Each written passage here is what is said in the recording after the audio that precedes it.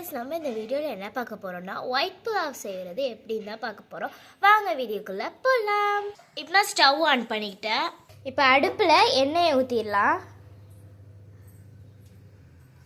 எண்ணெய் கொஞ்சமாக ஊற்றிக்கிறேன், ஏன்னா நெய்யும் ஊற்றணுன்றதுனால நெய் ஊற்றிக்கிறேன். ஊற்றிட்டேன். இப்போ கொஞ்சம் ஊற்றிக்கிறேன்.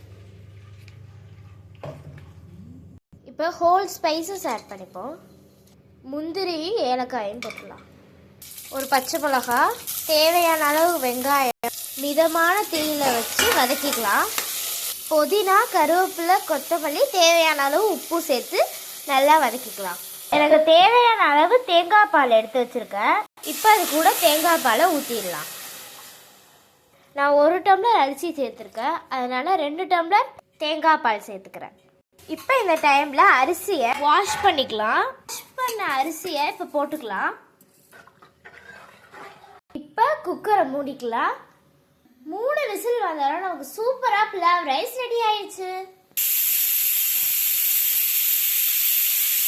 சுவையான சாப்பாடு ரெடி.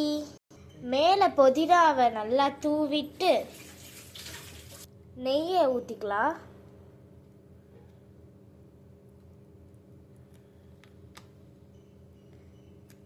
சுவையான நெய் சாதம் ரெடி.